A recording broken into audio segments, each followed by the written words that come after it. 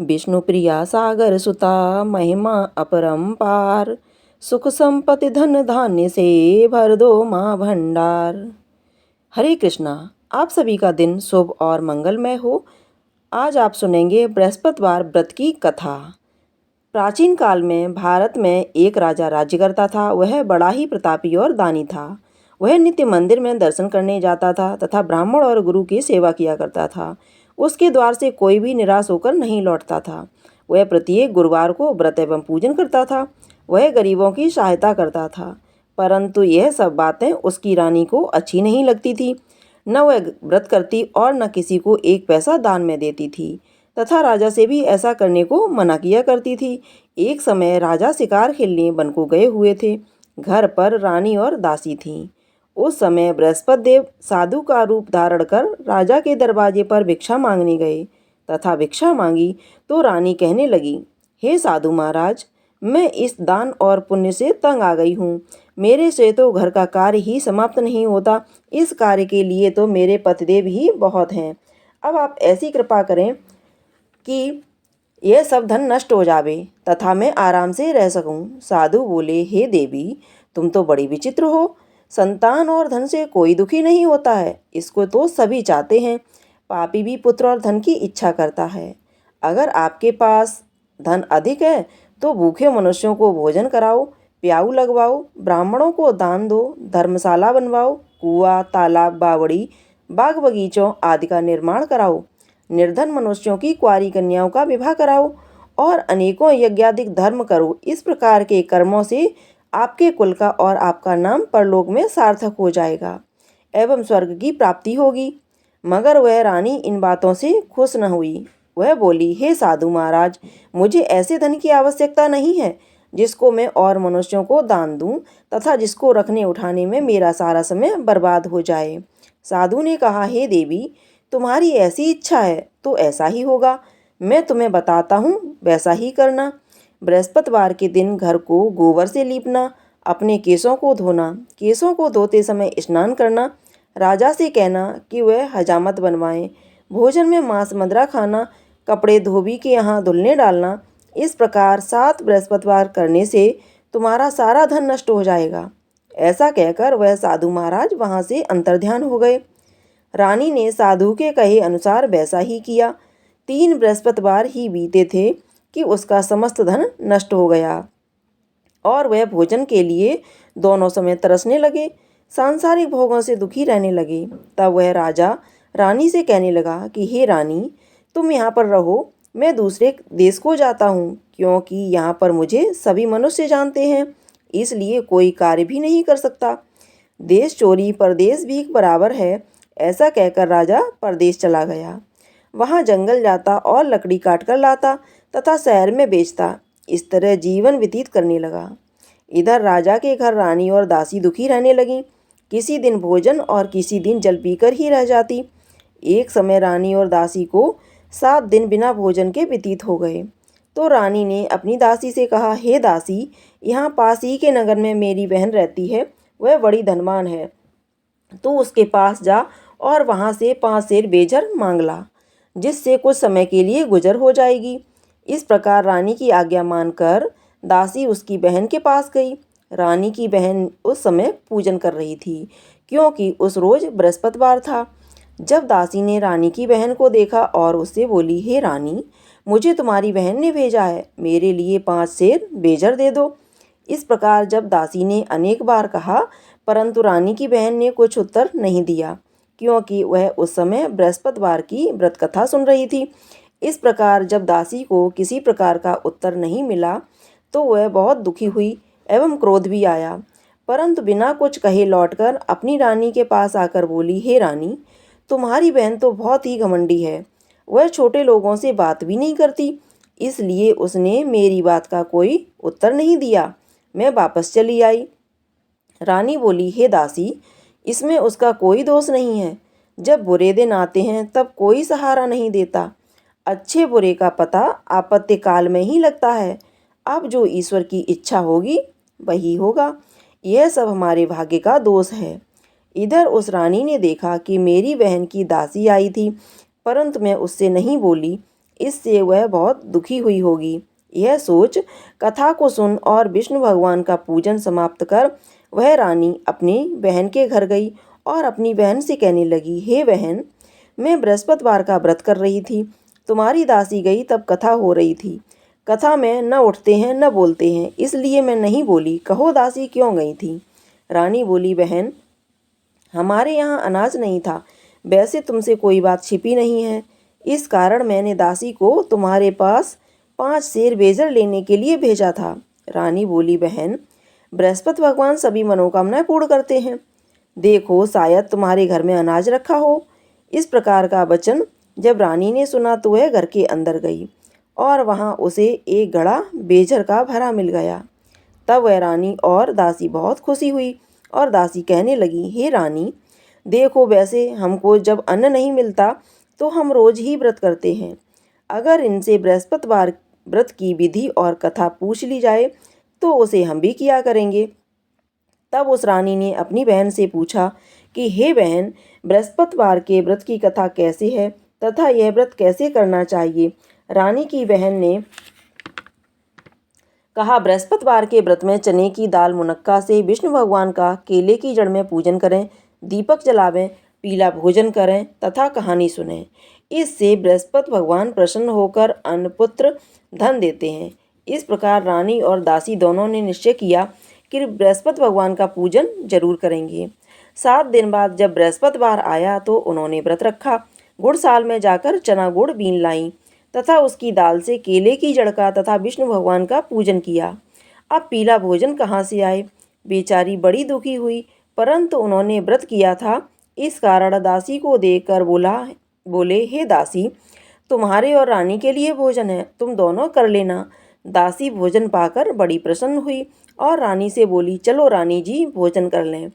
रानी को इस विषय में कुछ पता नहीं था, इसलिए वह दासी से बोली, तू ही भोजन कर, क्योंकि तू हमारी व्यर्थ में हंसी उड़ाती है। दासी ने कहा, एक महात्मा हम दोनों को 2 थाली में भोजन दे गया है, इसलिए हम और तुम दोनों ही साथ साथ भोजन करेंगे। इस प्रकार रानी और दासी दोनों ने गुरु भगवान को नमस्कार कर भोजन प्रारंभ किया। अब वह प्रत्येक बृहस्पतिवार को गुरु भगवान का व्रत और विष्णु पूजन करने लगी। बृहस्पति भगवान की कृपा से फिर रानी और दासी के पास धन हो गया।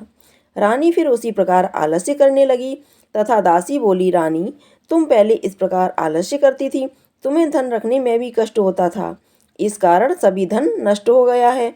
अब गुरु भगवान की कृपा से धन मिला है तो फिर तुम्हें आलस्य होता है। बड़ी मुसीबतों के बाद हमने यह धन पाया है, इसलिए हमें दान पुण्य करना चाहिए। आप भूखे मनुष्यों को भोजन कराओ, प्याऊ लगवाओ, ब्राह्मणों को दान दो, कुआं, तालाब, बावड़ी आदि का निर्माण कराओ, मंदिर, पाठशाला बनवाकर दान दो, कुंवारी कन्याओं का विवाह कराओ, धन को शुभ कार्यों में खर्च करो, जिससे तुम्हारे कुल का यश बढ़े तथा तुम्हें स्वर्ग प्राप्त हो। तब रानी ने इसी प्रकार के कर्म करना आरंभ किया तो उनका यश फैलने लगा। एक दिन रानी और दासी विचार करने लगी, न जाने राजा किस प्रकार होंगे, उनकी कोई खोज खबर नहीं मिली। तब गुरु भगवान से उन्होंने प्रार्थना की, हे भगवान, मैंने रात्रि में राजा को स्वप्न में देखा है। हे राजा, उठ, तेरी रानी तुझको याद कर रही है, अपने देश को जाओ। राजा प्रातःकाल उठा और विचार करने लगा कि स्त्री की जात खाने और पहनने की संगिनी होती है, परंतु भगवान की आज्ञा मानकर वह नगर के लिए चलने को तैयार हुआ। इससे पूर्व जब राजा परदेश चला गया तो परदेश में दुखी रहने लगा। प्रतिदिन जंगल में से लकड़ी बीनकर लाता, उन्हें शहर में बेचकर अपने दुखी जीवन को बड़ी कठिनता से व्यतीत करता था। एक दिन राजा दुखी होकर अपनी पुरानी बातों को याद करके रोने लगा। तब उस जंगल में से बृहस्पति देव एक साधु का रूप धारण कर आए और राजा के पास आकर बोले, हे लकड़हारे, तुम इस सुनसान जंगल में किस चिंता में बैठे हो, मुझको बतलाओ। यह सुनकर राजा के नेत्रों में जल भर आया और साधु की वंदना कर बोला, हे प्रभु, आप सब कुछ जानने वाले हो। इतना कहकर साधु को अपनी संपूर्ण कहानी बतला दी। साधु रूपी भगवान बोले, हे राजा, तुम्हारी स्त्री ने बृहस्पति देव का अपमान किया था, जिस कारण तुम्हारी यह दशा हुई। अब तुम किसी प्रकार की चिंता मत करो, भगवान पहले से अधिक तुम्हें धनवान करेगा। देखो, तुम्हारी स्त्री ने भी गुरुवार का व्रत आरंभ कर दिया है और तुम भी मेरा कहना मानकर बृहस्पतिवार को व्रत करके चने की दाल गुड़ जल के लोटे में डालकर केले का पूजन करो। फिर कथा सुनो, भगवान तुम्हारी सब मनोकामनाओं को पूर्ण करेगा। साधु को प्रसन्न देखकर राजा बोला, हे प्रभु, मुझे लकड़ी बेचकर इतना पैसा नहीं मिलता जिससे भोजन करने के उपरांत कुछ बचा सकूं। मैंने रात्रि में अपनी रानी को व्याकुल देखा है। मेरे पास कुछ भी नहीं है जिससे उसकी खबर मंगा सकूं। और फिर कौन सी कहानी कहूं, यह मुझे कुछ मालूम नहीं है। साधु ने कहा, हे राजन, तुम किसी बात की चिंता मत करो। बृहस्पतिवार के दिन तुम रोजाना की तरह लकड़ियां लेकर शहर को जाओ। तुमको रोज से दुगना धन प्राप्त होगा, जिससे तुम भली भांति भोजन कर लोगे तथा बृहस्पति देव की पूजा का सामान भी आ जाएगा और बृहस्पतिवार की आप पूजा भी कर लोगे। विष्णु भगवान की जय, बृहस्पति देव भगवान की जय। अब आप सुनेंगे बृहस्पति देव की कहानी। प्राचीन काल में एक ब्राह्मण था। वह बहुत निर्धन था। उसके कोई संतान नहीं थी। उसकी स्त्री बहुत मलिनता के साथ रहती थी। वह न स्नान करती, न किसी देवता का पूजन करती। प्रातःकाल उठते ही सर्वप्रथम भोजन करती, बाद में अन्य कार्य करती। इससे ब्राह्मण देवता बड़े दुखी थे। बेचारे बहुत कुछ कहते थे, किंतु उसका कुछ परिणाम न निकला। भगवान की कृपा से ब्राह्मण की स्त्री के कन्या रूपी रत्न पैदा हुआ। वह कन्या अपने पिता के घर में बड़ी होने लगी। वह बालिका प्रातः कर विष्णु भगवान का जप करती थी, बृहस्पतिवार को व्रत करती थी। अपने पूजा पाठ को समाप्त करके स्कूल जाती तो अपनी मुट्ठी में जौ भर के ले जाती और उनको पाठशाला के मार्ग में डालती जाती। तब ये जौ स्वर्ण के हो जाते।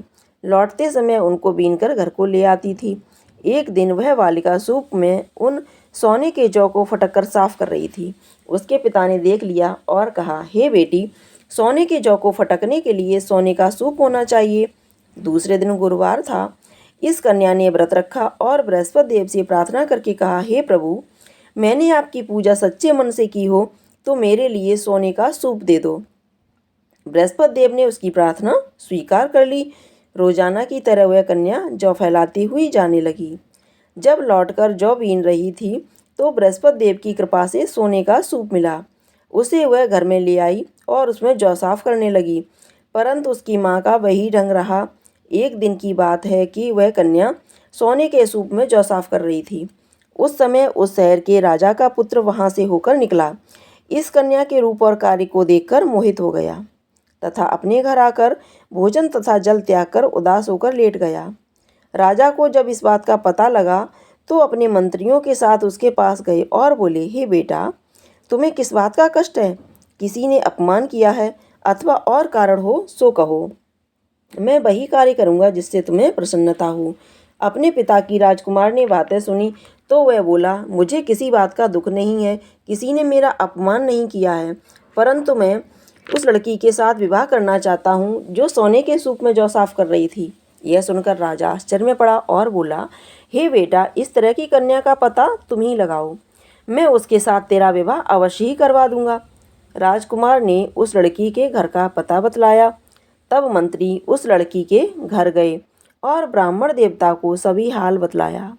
ब्राह्मण देवता राजकुमार के साथ अपनी कन्या का विवाह करने के लिए तैयार हो गए तथा विधि विधान के अनुसार ब्राह्मण की कन्या का विवाह राजकुमार के साथ हो गया। कन्या के घर से जाते ही पहले की भांति उस ब्राह्मण देवता के घर में गरीबी का निवास हो गया। अब भोजन के लिए अन्न बड़ी मुश्किल से मिलता था। एक दिन दुखी होकर ब्राह्मण देवता अपनी पुत्री के पास गए। बेटी ने पिता की दुखी अवस्था को देखा और अपनी माँ का हाल पूछा। तब ब्राह्मण ने सभी हाल कहा। कन्या ने बहुत सा धन देकर अपने पिता को विदा कर दिया। इस तरह ब्राह्मण का कुछ समय सुखपूर्वक व्यतीत हुआ। कुछ दिन बाद फिर वही हाल हो गया। ब्राह्मण फिर अपनी कन्या के यहाँ गया और सभी हाल कहा तो लड़की बोली, हे पिताजी, आप माताजी को यहाँ लेवा लाओ। मैं उन्हें विधि बता दूंगी जिससे गरीबी दूर हो जाएगी। वह ब्राह्मण देवता अपनी स्त्री को साथ लेकर पहुँचे तो पुत्री अपनी माँ को समझाने लगी, हे माँ, तुम प्रातःकाल उठकर सर्वप्रथम स्नान करके विष्णु भगवान का पूजन करो तो सब दरिद्रता दूर हो जाएगी। परंतु उसकी माँ ने एक भी बात नहीं मानी और प्रातःकाल उठकर अपनी पुत्री के बच्चों की जूठन को खा लिया। यह देखकर उसकी पुत्री को भी बहुत गुस्सा आया और रात को कोठरी से सभी सामान निकालकर उसमें अपनी माँ को बंद कर दिया। प्रातःकाल उसमें से निकाला तथा स्नान आदि करा के पाठ करवाया तो उसकी माँ की बुद्धि ठीक हो गई और फिर प्रत्येक बृहस्पतिवार को व्रत रखने लगी। इस व्रत के प्रभाव से उसकी माँ बहुत ही धनवान तथा पुत्रवती हो गई और बृहस्पति देव जी के प्रभाव से स्वर्ग को प्राप्त हुई तथा ब्राह्मण भी सुखपूर्वक इस लोक के सुख भोग कर स्वर्ग को प्राप्त हुआ। इस तरह कहानी कहकर साधु देवता वहां से अलोप हो गए। धीरे धीरे समय व्यतीत होने पर फिर वही बृहस्पतिवार का दिन आया। राजा जंगल से लकड़ी काटकर किसी शहर में बेचने गया। उसे उस दिन से अधिक पैसा मिला। राजा ने चना गुड़ आदि लाकर बृहस्पतिवार का व्रत किया। उस दिन से उसके सभी कलेश दूर हुए। परंतु जब दोबारा बृहस्पतिवार का दिन आया तो बृहस्पतिवार का व्रत करना भूल गया। इस कारण बृहस्पति भगवान नाराज हो गए। उस दिन उस नगर के राजा ने विशाल यज्ञ का आयोजन किया तथा शहर में घोषणा करा दी, कोई भी मनुष्य अपने घर में भोजन न बनावे, न आग जलाए, समस्त जनता मेरे यहाँ भोजन करने आए। इस आज्ञा को जो न मानेगा उसके लिए फांसी की सजा दी जाएगी। इस तरह की घोषणा संपूर्ण नगर में करवा दी गई। राजा की आज्ञा अनुसार शहर के सभी लोग भोजन करने गए, लेकिन लकड़ारा कुछ देर से पहुंचा, इसलिए राजा उसको अपने साथ घर ले गए और ले जाकर भोजन करा रहे थे तो रानी की दृष्टि उस खूंटी पर पड़ी जिस पर उसका हार लटका हुआ था। वह वहां पर दिखाई नहीं दिया। रानी ने निश्चय किया कि मेरा हार इस मनुष्य ने चुरा लिया है। उसी समय सैनिकों को बुलाकर उसको जेलखाने में डलवा दिया। जब राजा जेलखाने में पड़ गया, बहुत दुखी होकर विचार करने लगा कि न जाने कौन से पूर्व जन्म से कर्म मेरे लिए दुख प्राप्त हुआ है। वह उसी साधु को याद करने लगा जो जंगल में मिला था। उसी समय तत्काल बृहस्पति देव साधु के रूप में प्रकट हो गए और उसकी दशा को देखकर कहने लगे, अरे मूर्ख, तूने बृहस्पति देव की कथा नहीं करी, इस कारण तुझे दुख प्राप्त हुआ है। अब चिंता मत कर, बृहस्पतिवार के दिन जेलखाने के दरवाजे पर 4 पैसे पड़े मिलेंगे, उनसे तू बृहस्पति देव की पूजा करना, तेरे सभी कष्ट दूर हो जाएंगे। बृहस्पतिवार के रोज उसे रुपए पड़े मिले। राजा ने कथा कही। उसी रात्र को बृहस्पति देव ने उस नगर के राजा को स्वप्न में कहा, हे राजा, तुमने जिस आदमी को जेलखाने में बंद कर दिया है वह निर्दोष है, वह राजा है, उसे छोड़ देना। रानी का हार उसी खूंटी पर लटका हुआ है। अगर तू ऐसा नहीं करेगा तो मैं तेरे राज्य को नष्ट कर दूंगा। इस तरह रात्रि के स्वप्न को देखकर राजा प्रातःकाल उठा और खूंटी पर हार देकर लकड़हारे को बुलाकर क्षमा मांगी तथा राजा को योग्य सुंदर वस्त्र आभूषण देकर विदा किया। साधु की आज्ञा अनुसार राजा अपने नगर को चल दिया। राजा जब अपने नगर के निकट पहुंचा तो उससे बड़ा आश्चर्य हुआ। नगर में पहले से अधिक बाग, तालाब, कुएं तथा बहुत सी धर्मशालाएं, मंदिर आदि बन गई हैं। राजा ने पूछा, किसका बाग और धर्मशाला है? तब नगर के सब लोग कहने लगे कि यह सब रानी के हैं। राजा को आश्चर्य हुआ और गुस्सा भी आया। जब रानी ने खबर सुनी कि राजा आ रहे हैं तो उसने दासी से कहा, हे दासी, देख, राजा हमको कितनी बुरी हालत में छोड़ गए थे, हमारी ऐसी हालत देखकर लौट न जाएं, इसलिए दरवाजे पर खड़ी हो जा। और रानी की आज्ञा अनुसार दासी दरवाजे पर खड़ी हो गई। राजा आए तो उन्हें अपने साथ घर में लिवा लाई। तब राजा ने क्रोध करके अपनी तलवार निकाली और पूछने लगे, यह बताओ कि यह धन तुम्हें कैसे प्राप्त हुआ? तब उन्होंने कहा कि हमें यह सब धन बृहस्पति देव के व्रत के प्रभाव से प्राप्त हुआ है। राजा ने निश्चय किया कि 7 रोज बाद तो सभी बृहस्पति देव का पूजन करते हैं, परंतु मैं रोजाना दिन में 3 बार कहानी कहा करूंगा तथा रोज व्रत किया करूंगा। अब हर समय राजा के दुपट्टे में चने की दाल बंधी रहती तथा दिन में 3 बार कहानी कहता। एक रोज राजा ने विचार किया, चलो अपनी बहन के यहाँ हो आवे। इस तरह निश्चय कर राजा घोड़े पर सवार हो अपनी बहन के यहाँ को निकला। मार्ग में उसने देखा कुछ आदमी मुर्दे को लिए जा रहे हैं। उन्हें रोककर कहने लगा, अरे भाइयों, मेरी बृहस्पतिवार की कहानी सुन लो। वे बोले, हमारा आदमी मर गया है, इसको अपनी कथा की पड़ी है। परंतु कुछ आदमी बोले, अच्छा कहा, हम तुम्हारी कथा भी सुनेंगे। राजा ने दाल निकाली और जब कथा आधी हुई थी कि मुर्दा हिलने लग गया। जब कथा समाप्त हो गई तो राम राम करके वह खड़ा हो गया। आगे मार्ग में उसे किसान खेत में हल चलाता मिला। राजा ने उसे देखा और उससे बोला, अरे भैया, तुम मेरी बृहस्पतिवार की कथा सुन लो। किसान बोला, जब तक मैं तेरी कथा सुनूंगा तब तक मैं 4 अरैयां जोत लूंगा, जा अपनी कथा किसी और को सुनाना। इस तरह राजा आगे चलने लगा। राजा के हटते ही बैल पछाड़ खाकर गिर गए तथा उसके पेट में बहुत जोर से दर्द होने लगा। उस समय उसकी माँ रोटी लेकर आई। जब उसने यह देखा तो अपने पुत्र से सब हाल पूछा। तब बेटे ने सभी हाल कह दिया तो बुढ़िया दौड़ी दौड़ी उस घुड़सवार के पास गई और उससे बोली, मैं तेरी कथा सुनूंगी, तू अपनी कथा मेरे खेत पर चलकर कहना। राजा ने बुढ़िया के खेत पर जाकर कथा कही, जिसके सुनते ही बैल उठ खड़े हुए तथा किसान के पेट का दर्द बंद हो गया। राजा अपनी बहन के घर पहुंच गया। बहन ने भाई की खूब मेहमानी की। दूसरे रोज प्रातःकाल राजा जगा तो देखने लगा कि सब लोग भोजन कर रहे हैं। राजा ने अपनी बहन से कहा, ऐसा कोई मनुष्य जिसने भोजन नहीं किया हो, मेरी बृहस्पतिवार की कथा सुन ले। बहन बोली, हे भैया ये देश ऐसा ही है, पहले यहाँ लोग भोजन करते बाद में अन्य काम करते, अगर कोई पड़ोस में हो तो देखा हूँ। वह ऐसा कहकर देखने चलेगी, परंतु उसे कोई ऐसा व्यक्ति नहीं मिला जिसने भोजन न किया हो। अतः एक कुमार के घर गई जिसका लड़का बीमार था। उसे मालूम हुआ कि उसके यहाँ 3 दिन से किसी ने भोजन नहीं किया है। रानी ने अपने भाई की कथा सुनने के लिए कुम्हार से कहा। वह तैयार हो गया। राजा ने उसके यहाँ जाकर बृहस्पतिवार की कथा कही, जिसको सुनकर उसका लड़का ठीक हो गया। अब तो राजा की प्रशंसा होने लगी। एक रोज राजा ने अपनी बहन से कहा, हे बहन, अपने घर को जाएंगी, तुम ही तैयार हो जाओ। राजा की बहन ने अपनी सास से पूछा तो सास बोली, हाँ चली जा, परंतु अपने लड़कों को मत ले जाना, क्योंकि तेरे भाई की कोई औलाद नहीं है। बहन ने अपने भैया से कहा, हे भैया, मैं चलूंगी, मगर कोई बालक नहीं जाएगा। राजा बोला, जब कोई बालक नहीं आया तुम क्या करोगी? बड़े दुखी मन से राजा अपने नगर को लौट आया और अपनी रानी से कहने लगा, हम निर्वंशी राजा, हमारा मुंह देखने का धर्म नहीं है, और इसी उदासी के कारण उसने भोजन भी नहीं किया। रानी बोली, हे स्वामी, बृहस्पति देव हमें औलाद अवश्य देंगे। उसी रात को बृहस्पति देव ने राजा से स्वप्न में कहा, हे राजा, उठ, सोच त्याग, तेरी रानी गर्भ से है, 9वें महीने में उसके गर्भ से एक सुंदर पुत्र पैदा होगा। तब राजा बोला, हे रानी, स्त्री बिना भोजन के रह सकती है, पर बिना कहे नहीं रह सकती। जब मेरी बहन आए तो मुझसे कुछ मत कहना। रानी की बहन ने सुसमाचार सुना तो वह बहुत खुश हुई तथा बधाई लेकर अपनी भाई के यहाँ आई। तभी रानी ने कहा, घोड़ा चढ़कर तो नहीं, गधा चढ़ी आई। राजा की बहन बोली, भाभी, मैं इस प्रकार न कहती, तुम्हें संतान कैसी मिलती? बृहस्पति देव ऐसे ही हैं जो जिसके मन में कामनाएं हैं सभी को पूर्ण करते हैं। जो सद्भावना पूर्वक कथा पढ़ता है अथवा सुनता है, दूसरों को सुनाता है, बृहस्पति देव उसकी सभी मनोकामनाएं पूर्ण करते हैं। जैसी सच्ची भावना से रानी और राजा ने उनकी कथा का गुणगान किया तो उनकी सभी इच्छाएं बृहस्पति देव जी ने पूर्ण की थी। इसलिए कथा सुनने के बाद सबको प्रसाद लेकर जाना चाहिए। हृदय से मनन करते हुए जयकारा बोलना चाहिए। बोलो बृहस्पति देव की जय, बोलो विष्णु भगवान की जय। अब आप सुनेंगे बृहस्पति देव की आरती। ओम जय बृहस्पति देवा, स्वामी जय बृहस्पति देवा, छिन छिन भोग लगाऊं, कदली फल मेवा। ओम जय बृहस्पति देवा, तुम पूरण परमात्मा, तुम अंतर्यामी, स्वामी तुम अंतर्यामी, जगत पिता जगदीश्वर, तुम सबके स्वामी। ओम जय बृहस्पति देवा, चरणामृत निज निर्मल, सब पातक हरता, स्वामी सब पातक हरता, सकल मनोरथ दायक, कृपा करो भरता। ओम जय बृहस्पति देवा, तन मन धन अर्पण कर, जो जन शरण पड़े, प्रभु जो जन शरण पड़े, प्रभु प्रकट तब हो कर, या कर द्वार खड़े। ओम जय बृहस्पति देवा, दीन दयाल दयानिधि, भक्तन हितकारी, स्वामी भक्तन हितकारी, पाप दोष सब हरते, भव बंधन हारी।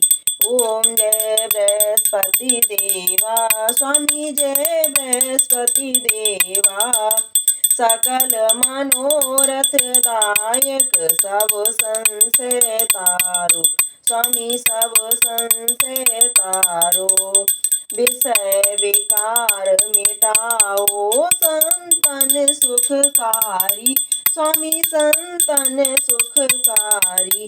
ओम जय बृहस्पति देवा, स्वामी जय बृहस्पति देवा, जो कोई आरती तेरी प्रेम सहित गावे, ज्येष्ठानंद वंद सो निश्चय पावे।